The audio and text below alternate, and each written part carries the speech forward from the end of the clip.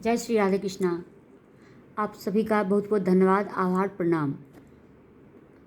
आज जो मैं दिव्य आख्यान सुनाने वाली हूँ वह श्रीमद् देवी भागवत से ली हूँ और मैं श्रीमद् देवी भागवत की ही कथा पिछले 1.5 वर्षों से मैं कह रही हूँ और बीच बीच में महाशिव पुराण की कथा, रामायण की कथा और श्रीमद् गीता की भी कुछ आख्यान मैंने आपको सुनाई हूँ। यह आख्यान है कि मनुष्य को कर्मबोध का फल कराने वाले इंद्र ने जब 15 वर्ष तक अनावृष्टि की तो उस समय में गौतम ऋषि ने अन्य ब्राह्मणों के साथ, अन्य जीव जंतुओं के साथ किस प्रकार से अपना योगदान दिया, किस तरह से उन्होंने अपने गायत्री मंत्र की उपासना के द्वारा उनके जीवन का संरक्षण किया। महर्षि गौतम वह ऋषि हैं जो आदि काल में ब्रह्मा जी के जब सृष्टि के आरंभ में ब्रह्मा जी के जब 10 मानस पुत्र हुए उस समय के समकालीन हैं महर्षि गौतम। और प्रातःकाल सप्तवर्षी के नाम के स्मरण के साथ ही अन्य 4 ऋषियों के भी नाम लिए जाते हैं जिसमें महर्षि गौतम, महर्षि च्यवन, रैम्य और प्रजापति दक्ष, ये 4 आते हैं। तो महर्षि गौतम के जो हमारे महाभारत काल में जो दिखाई जाती है गुरु कृपाचार्य को, वह कृपाचार्य आज भी जीवित हैं, वह चिरंजीवी में आते हैं और जो महर्षि गौतम के प्रपौत्र भी हैं। तो अभी एक समय की बात है, स्वर्ग के राजा इंद्र ने मनुष्य को कर्म फल का बोध कराने के लिए 15 वर्षों तक अनावृष्टि की, अर्थात वर्षा नहीं हुई। वर्षा नहीं होने के कारण समस्त पृथ्वी पर हाहाकार मच गया, अन्न उत्पादन बंद हो गया, पशुपालन सब बंद हो गया, खेती की विधा सब समाप्त हो गई। सभी पशु पक्षी जीव जंतु सूर्यज अंजर द्विजद सब के सब नष्ट होने लगे और सभी एक दूसरे को खाने को तत्पर हुए। पति पत्नी को खा जाता, माँ पुत्र को खा जाती, पशु पक्षी को मारकर लोग खाने लगे। यहाँ तक ही नहीं, मनुष्य भूख से क्षुधा से व्याकुल होने के पश्चात घोड़ों के शव और स्वरों को मारकर खाने लगे। और इतनी से भी जब भूख की क्षुधा जब उनकी नहीं मिटी तो मरे हुए शवों को खाने लगे और जिसको जहाँ जो मिला उससे अपनी क्षुधा की पूर्ति वह करने लगे। तब जो कुछ ब्राह्मण थे वो ब्राह्मण सब एकत्रित हुए और उन्होंने आपस में विचार किया कि क्यों ना हम महर्षि गौतम के आश्रम को चलें और उनसे प्रार्थना करें। वो तो बहुत ही करुणाकर हैं और गायत्री के उपासक हैं, नित भगवती उनको दर्शन देती हैं, वह भगवती साक्षात्कार करते हैं। तो निश्चित रूप से हमें वहाँ कुछ न कुछ उनकी करुणा के छत्र छाया में हमारा भी पालन पोषण होगा। तो ऐसा भी विचार विमर्श करके सभी ब्राह्मण एकत्रित हुए और गुरु गौतम के आश्रम की तरफ चल पड़े। जब महर्षि गौतम तपस्या के इतनी धनी थे, गायत्री मंत्र के इतने बड़े तेजस्वी और इतने बड़े वह माता के उपासक थे कि वह देखते ही बनती थी, जो अन्यत्र कहीं भी देखने को ये चीज़ नहीं मिलती थी। तो सभी ब्राह्मण जब वहाँ पहुँचे तो मुनिवर के आश्रम में जब गए तो मुनिवर, जिसके पास जब बहुत धन होता है, जब बहुत विद्या होती है, बहुत गुण होता है, बहुत शील होती है, बहुत सिद्धियाँ प्राप्त होती है, वह उतना ही विनम्र होता है, अपने को शून्य के बराबर समझता है, क्योंकि वह भगवत इच्छा से सब कुछ करता है और भगवत को ही समर्पित कर देता है। किंतु जिसके पास थोड़े से होते हैं वह अहंकार में चूर हो जाता है। तो अहंकार से रहित महर्षि गौतम ने जब इतने सारे ब्राह्मणों को अपने आश्रम में आते हुए देखा तो स्वयं को उन्होंने कृत्य जाना और सबको उचित आसन दिया, उनका पाद प्रक्षालन किया और उन्हें भोजन परोसा और तत्पश्चात उन्हें कुशल क्षेम पूछते हुए उन्हें आने का प्रयोजन भी पूछा। उचित प्रणाम पाती करने के पश्चात जब उन्होंने ब्राह्मणों को कुशल क्षेम पूछा तो सभी ब्राह्मण उदास थे, दुखी थे और उन्हें ब्राह्मणों को उदास और दुखी देखकर महर्षि गौतम ने सब कुछ जान लिया और उन्होंने कहा कि यह आपका भी आश्रम है, आपका भी घर है, आप लोग यहाँ विराजें, आप यहाँ निरंतर रहें और क्योंकि आपके दर्शन मात्र से मैं कृतार्थ हो गया हूँ, इसलिए आप लोग यहीं विराजें और यहीं निवास करें। और आपके चरणार बिंद से, आपके चरण कमल पड़ने से मेरा यह आश्रम और भी पवित्र हो गया है। और आप सब तेजस्वी ब्राह्मण यहाँ रहेंगे, संध्योपासना करेंगे, जप करेंगे, गायत्री की उपासना करेंगे और सब लोग यहाँ सुखपूर्वक आप सब यहाँ रहिए। इस तरह से गुरु गौतम ने उस भूख से, क्षुधा से पीड़ित ब्राह्मणों की मन की बात को उन्होंने जान ली और उन्हें सकारात्मक आश्वासन देते हुए, उन सबको विनम्रता से प्रणाम करते हुए और उचित रहने का प्रबंध करते हुए उन्हें रहने की प्रार्थना की।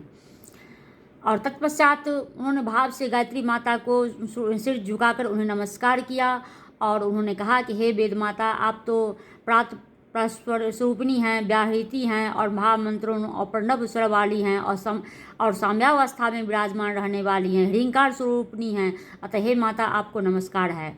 सुधा रूप से शोभा पाने वाली हे देवी, मैं आपको प्रणाम करता हूँ। संपूर्ण कामनाओं को देने वाली, भक्तों के लिए कल्प लता सदृश, तीनों अवस्थाओं में साक्षात साक्षिणी स्वरूपा, तुरीय अवस्था में आपने अतीत स्वरूपिणी और सच्चिदानंद स्वरूपिणी, सभी वेद माता, वेद विषय रूपा, सूर्य मंडल में विराज रहने वाली, प्रातः काल में बाल्या अवस्था, मध्याह्न काल में रक्त वर्ण वाले और युवती अवस्था में और संध्या काल में वृद्धा स्वरूपिणी अवस्था में कृष्ण वर्ण वाली हे भगवती, मैं आपको प्रणाम करता हूँ।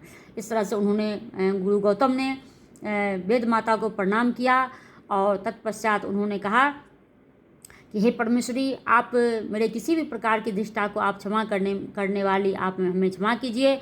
और इस तरह से जब विनम्रता से, स्तुति से देवता, देवी और मनुष्य सभी प्रसन्न हो जाते हैं। इस तरह से विनम्र भाव से जब गुरु गौतम ने माँ भगवती को प्रसन्न कर लिया स्तुति के द्वारा, तब भगवती ने उन्हें प्रत्यक्ष दर्शन दिया और गौतम ऋषि को एक ऐसा पूर्ण पात्र प्रदान किया जो सबका, वहाँ रह रहे सभी विप्रों का, सभी जीव, उस आश्रम में आने वाले सभी जीव जंतुओं का, अन्य प्राणियों का भरण पोषण वो अच्छे से कर सकते थे। जो भाव वो उस पात्र से लेने की आकांक्षा करते, वह सब उनके समक्ष प्रस्तुत हो जाता। इस तरह से वह पूर्ण पात्र माँ वेदमती यानी गायत्री माता ने उनको, गुरु गौतम को, महर्षि गौतम को प्रदान किया। तत्पश्चात वेद माता ने उन्हें समझाते हुए कहा कि यह एक सिद्ध पात्र है। हे मुने, आप जब जिस चीज़ की आप आकांक्षा करेंगे वह आपके सेवा में तत्पर हो जाएंगी। और इस तरह से माता ने वह पूर्ण पात्र प्रदान कर वह अंतर्ध्यान हो गई। तत्पश्चात उस पात्र से महर्षि गौतम ने भांति भांति के तृण, दीव, आभूषण, रेशमी वस्त्र और यज्ञों की सामग्रियाँ, बहुत सारे विभिन्न प्रकार के, नाना प्रकार के फल, फूल, कंद, मूल, अन्य प्रकार के अन्न और विभिन्न प्रकार के रस इत्यादि को उस पात्र से उन्होंने निकाला और सभी विप्रों को, सभी प्राणियों को वहाँ पर बांटा गया और सभी की आत्माओं को तृप्त किया गया। सबको क्षुधा भर भोजन और फलों के रस इत्यादि प्राप्त हुए और सभी ब्राह्मणों की भार्याएँ या अन्य ऋषियों की पत्नियाँ ऐसे रहने लगीं जैसे स्वर्ग में अप्सराएं रहती हों। और सभी तरह से धन धान संपन्न हुआ आश्रम सब प्रकार से सुखी संपन्न लग रहा था। सर्वत्र यज्ञ, होम इत्यादि होने लगे। यज्ञ होने से देवताओं को हवि मिलती है, देवताओं को भोजन प्राप्त होता है ब्राह्मणों के द्वारा यज्ञ करने से, क्योंकि उस हवन कुंड में जो आहुति दी जाती है वो देवता उससे प्राप्त करते हैं। अगर 15 साल की इस अनावृष्टि काल में जब कोई यज्ञ आहुति नहीं हो रही थी, देवता भी क्षुधा से व्याकुल थे। अब देवताओं को भी यज्ञ आहुति अभी प्राप्त होने लगी, सर्वत्र जय जयकार होने लगा, सर्वत्र सुख शांति आ गई, किसी प्रकार की कोई भी प्रकार की कमी नहीं थी। और सभी वह आश्रम में रह रहे सभी जीव जंतु सभी रोग शोक से रहित हो गए और सब सर्वत्र गायत्री मंत्र की ध्वनि के उच्चारण होने लगे और वेद माता की आहुति पड़ने लगी और देवता सभी सुखी संपन्न हो गए।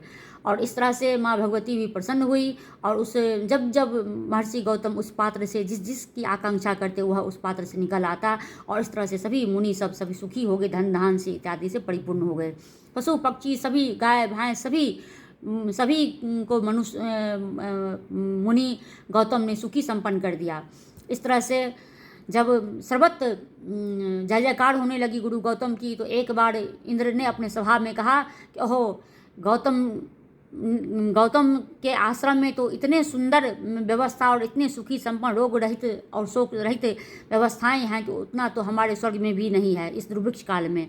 और इस तरह से चारों तरफ से गुरु गौतम की जो का आश्रम जो 100 योजन के दूरी तक फैला हुआ था, और वह उस आश्रम में जितने भी जीव जंतु इत्यादि रहते थे, ऋषि मुनि ब्राह्मण विप्र भार्याएँ उनकी सभी मुनि पत्नी इत्यादि रहते थे, सब सुखी संपन्न वहाँ पर विचरण कर रहे थे। सब वेद माता की का ये सुगान कर रहे थे, उनकी स्तुति कर रहे थे, और महर्षि गौतम की सभी जय जयकार कर रहे थे। और इस तरह से जब इंद्र ने प्रशंसा की तो एक बार नारद जी अपनी महती बीना को लेकर वहाँ पधार गए गौतम ऋषि के आश्रम में सब जांच पड़ताल करने के लिए। नारद जी के बीना का नाम है महती बीना। तो इस तरह से जब पुत्रवत्र पालन पोषण सब महर्षि गौतम के द्वारा सबका हो रहा था, तभी उस स्थल की जांच करने के लिए और महर्षि नारद वहाँ पर पधारे।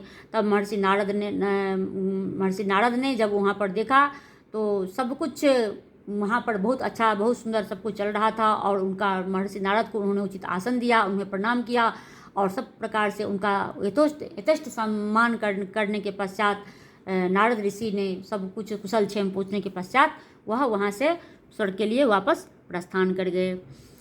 इस तरह से और नारद ऋषि को महर्षि गौतम ने नारद ऋषि को वेद माता गायत्री माता से भी उनको मिलवाया, और सभी तरह से देख कर के सब यहाँ सुखी संपन्न है, किसी प्रकार की यहाँ कुछ भी नहीं है, इस गलत नहीं है। तो इस तरह संतुष्ट होकर नारद ऋषि वहाँ से प्रस्थान किए। और किंतु नारद जी के वहाँ से जाते ही सब कुछ उलट हो गया। अब नारद ऋषि के द्वारा जब प्रशंसात्मक बातें कही गई कि स्वर्ग में भी महर्षि गौतम की सुगान हो रहे हैं, इंद्र स्वयं उनके अपने मुख से उनकी प्रशंसा कर रहे हैं, तो अब ये बात जो है सो ब्राह्मणों के मन में खटकने लगी कि ऐसा कुछ हमें करना चाहिए कि गौतम ऋषि के जो यश कृति बढ़ रहे हैं उनको किसी प्रकार से रोक दिया जाए, नहीं तो अनर्थ हो जाएगा। अब ये है कि यह एक शाश्वत नियम है, आज नहीं, गुरु गौतम के काल में भी ये था कि आप जिस किसी का भी उपकार करेंगे, जिस किसी का भी संरक्षण प्रदान करेंगे, जिस किसी के प्रति भी आप अच्छा सोचेंगे, पहला प्रहार मनुष्य पर वही व्यक्त करता है। ये बात निश्चित है और शाश्वत है, इसमें तनिक भी संदेह नहीं। अब कृतध्वन यह ब्राह्मण महर्षि गौतम के विरुद्ध षड्यंत्र रचने लगे, और एक समय की बात है जब गुरु गौतम वेद माता के लिए हवन के लिए हूँ करके वहाँ पर जब वह हवन कर रहे थे, तब सभी ब्राह्मणों ने अपने माया से एक वृद्ध गाय को वहाँ पर प्रकट कर दिया। वह वृद्ध गाय जो है सो गुरु गौतम के हवन कुंड में विघ्न उत्पन्न करने के लिए तत्पर रहने लगी। तब हूँ करके गुरु गौतम ने उसे रोकने का प्रयास किया, तत्क्षण उस गाय ने अपना प्राण त्याग दिया। अब सभी ऋषि मुनि और विप्र जितने वहाँ पर थे वो कृतध्वन सभी महर्षि गौतम को कहने लगे कि हे मुने, आपको तो गौ हत्या का पाप लगा, आपने तो हूँ करके इसको मार ही दिया। अब गुरु गौतम बड़े ही आश्चर्यचकित हो गए कि किस प्रकार से वह उसको मार दिए, क्योंकि हवन हो रहा था तो वहाँ पर किसी भी आगंतुक को वहाँ रोका जाना उचित ही था। तब उन्होंने जब वो समाधि में गए तब उन्होंने सब जान लिया कि यह ब्राह्मणों और मुनियों के द्वारा रचा हुआ षड्यंत्र है, और यह माया के द्वारा बनाया हुआ यह गौ था। तब काल की महिमा को भला कोई नहीं जान सकता है। जब भावी जो होता है वह प्रबल होता है, वो जो होना होता है वो होता है ही है। इस तरह से उन्होंने वो सब जान गए कि ब्राह्मणों ने माया के द्वारा इस गाय को किस तरह से उन्होंने बनाया। तब और गौतम ऋषि को उन्होंने अपशब्द भी कहे, दुष्ट गौतम कह के उन्होंने संबोधित किया। तब सब कुछ जान लेने के पश्चात गुरु गौतम जो अभी तक शांत, करुणामय, दयालु, परोपकारी और तीनों संध्या में उपासना करने वाले गायत्री के महती साधक थे, और प्रत्यक्ष देवी के दर्शन करते थे और लोगों को करवाते थे, और प्रत्यक्ष देवी से वह बात करते थे। अब वह जो अभी शांत वाले थे कुछ देर पहले तक, ब्राह्मणों के इस तरह से कृतघ्नतापूर्ण व्यवहार से वह बहुत ही आघात उनको पहुंचा, क्षुब्ध हो उठे और उनका जो क्रोध है वह बहुत ही प्रज्वलित हो गया और तब उन्होंने कहा, हे अधम ब्राह्मणों, तुम लोग वेद माता गायत्री की उपासना, ध्यान, उनके मंत्र जप से सर्वथा विमुक्त हो जाओ। अब उन्होंने शाप देना शुरू कर दिया। और तुम वेद संबंधी वार्तालापों को भी तुम सदा सदा के लिए वंचित रहो। हे अधम ब्राह्मणों, तुम शिवोपासना, शिव मंत्र के जप, शिव संबंधी सभी शास्त्रों के ज्ञान से तुम विमुख हो जाओ। हे अधम, तुम मूल प्रकृति देवी के भी ध्यान और उनके कथाओं से, उनके श्रवण से तुम विमुख हो जाओ। तब उन्होंने कहा, हे ब्राह्मणों, तुम देवी भक्त के समीप रहने वाले देवी भक्तों की अर्चना करने से तुम सदा ही विमुख हो जाओ। इस तरह से उन्होंने और भी बहुत सारे शाप दिए कि तुम सदा ही बिलपत्र और शुद्ध भस्म से रहित हो जाओ। हे अधम ब्राह्मणों, तुम ज्ञान, निष्ठा और साम, दम और साधनों से तुम लोग सदा सदा विमुख रहो। और तुम लोग नित्य कर्म आदि अनुष्ठान करने से, अग्निहोत्र से भी तुम वंचित हो जाओ। हे अधम ब्राह्मणों, तुम स्वाध्याय, अध्ययन और प्रवचन इत्यादि के सभी प्रकार के सर्वोत्कृष्ट कार्यों से तुम विमुख हो जाओ। हे ब्राह्मण, तुम श्राद्ध कर्म में तुम सभी सदा के लिए भी तुम श्राद्ध कर्मों से भी विमुख हो जाओ। और सदा सदा के लिए तुम सभी शुभ कर्मों से और प्रायश्चित कर्मों से भी तुम विमुख हो जाओ। हे ब्राह्मण, हे कृतधन ब्राह्मण, तुम श्रद्धा और भक्ति से रहित होकर शंख, चक्र आदि चिन्हों से रहित हो जाने वाला हो जाओ। और तुम लोग कपालिक मत में आसक्त रहने वाले हो जाओ, बौद्ध शास्त्रों के परायण हो जाओ, पाखंडों में निरंतर रत रहने वाले हो जाओ और धर्म से, धर्मानुकूल आचरणों से तुम रहित हो जाओ। इस तरह से उन्होंने ब्राह्मण को बहुत ही भयंकर शाप दिया। उन्होंने कहा कि तुम माता, पिता, भाई, कन्या, पत्नी का विक्रय करने वाले तुम हो जाओ। हे अधम ब्राह्मण, तुम तीर्थ बेचने वाले हो जाओ, धर्म बेचने वाले हो जाओ, तुम शुद्ध कर्म को बेचने वाले हो जाओ, तुम शुद्ध कर्मों से रहित हो जाओ, पराई स्त्री के साथ व्यभिचार करने वाले हो जाओ। और तुम्हारे जो वंश में स्त्रियां और पुरुष होंगी वह भी साप से दग्ध होकर तुम लोगों के समान ही हो जाएंगी। इस तरह से उन्होंने अपने क्रोधाग्नि के अनुरूप और भावी जो प्रबल होता है उसके अनुरूप उसने कृतधन ब्राह्मण को उन्होंने शाप दिया। और ब्राह्मण जब षड्यंत्र रच रहे थे तब तक, जब देवताओं को जब हवि मिलने लगा था, तब जो 15 वर्ष तक जो अकाल या दुर्भिक्ष पड़ा हुआ था, तब इंद्र भी वर्षा करने लगे और खेती इत्यादि होने लगी। तब ब्राह्मण को लगा कि अब ये यश कीर्ति महर्षि गौतम को क्यों मिल रहा है, तभी उन्होंने ये षड्यंत्र रची थी। तत्पश्चात इतने सारे शाप देने के पश्चात बहुत ही दुखी हुए गौतम और बहुत ही उन्हें कष्ट हुआ ब्राह्मणों की कृतघ्नता से। और गौतम ने कहा कि हे महाग, सर्प को अगर दूध दिया जाए तो वो विश्व को बढ़ाने वाला होता है। तुम अधम पातकी को इतना भूख की क्षुधा से मुक्त करने वाले, धर्म के से जोड़ देने वाले, सभी को इंद्र के स्वर्ग का राज प्रदान कर देने वाले गौतम उनके इस पापाचरण से, उनके इससे कृतघ्नता से बहुत ही आहत थे। इस तरह से उन्होंने गौतम ने उन सबको शाप देकर अपने आश्रम को चल पड़े। इस तरह से शाप से दग्ध हुआ ब्राह्मण वेद को तत्काल ही भूल गए, गायत्री मंत्र से विमुक्त हो गए और लज्जा रहित हो गए। और उनका जो भी अंतर मन में जो भी धर्म कर्म जो कुछ भी थोड़ा बहुत था वो सब तत्काल ही उनका वो सब भूल गए। और वह एक पापी, और जिस तरह से शरीर से प्राण को अलग हो जाए तो वह शून्य के बराबर हो जाता है, वह बल रहित हो जाता है। इस तरह से ब्राह्मण का सब कुछ तेज जितना भी था वो सब तत्काल ही छीन हो गया, वो दुर्बल हो गए और निष्प्राण हो गए और तत्क्षण वह दंड की भांति पृथ्वी पर गौतम के आगे लेट गए। अब मुनि तो मुनि ठहरे, महर्षि थे वो, तो वह करुणा अवतार थे। और तब तत्काल उन्होंने जब क्षमा याचना की ब्राह्मणों ने, तब उन्होंने कहा कि हे ब्राह्मणों, कृष्णा अवतार पर्यंत तुम लोग कुंभीपाक नामक नरक में वास करोगे।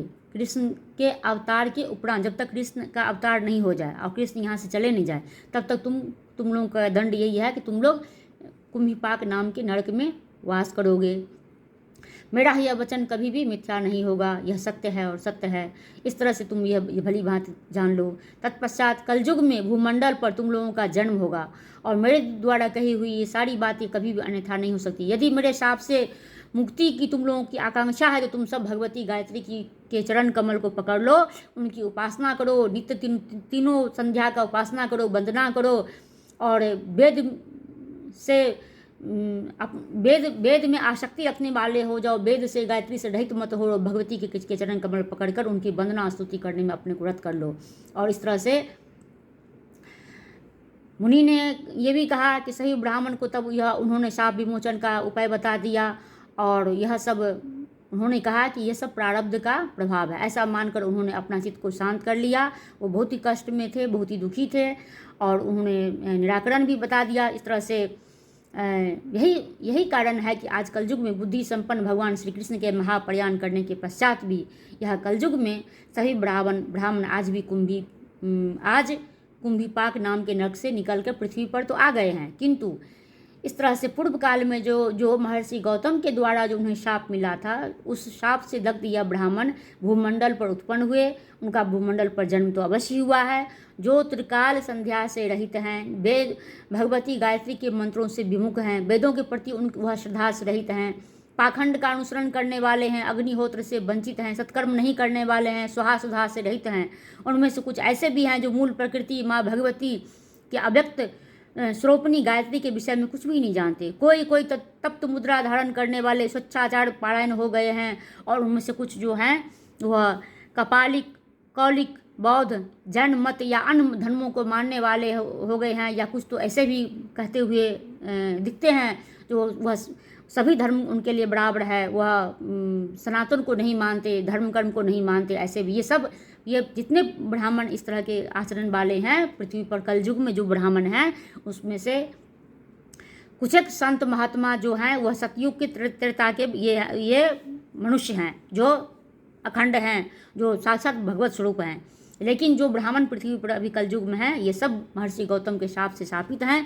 इसलिए यह धर्मानुकूल आचरण से, गायत्री मंत्र के जाप से, त्रिसंध्या उपासना से ये वंचित हैं, और यह पृथ्वी पर भोग लेने के बाद पुनः कुंभीपाक नामक नरक में जाएंगे, इसमें कोई भी संशय नहीं है। इसलिए मनुष्य देहधारी ब्राह्मण ही नहीं, सभी सनातनी को भी चाहिए कि भगवती जगदम्बा की आराधना करें, उनका चरण रज केवल पकड़ कर रखें, और नित्य अपने मुख से गायत्री मंत्र का जाप करें, भगवती की आराधना करें, उनकी स्तुति करें, स्वाध्याय करें, और धर्म का ग्रंथों का अध्ययन करें, और तब जो कथा रहित हैं वो कथा वाचन करें, अपने धर्म के अपने ज्ञान को बढ़ाएं और फैलाएं, और सभी को प्रकाश से रोशन करें, सभी को प्रकाश से प्रकाशित करें।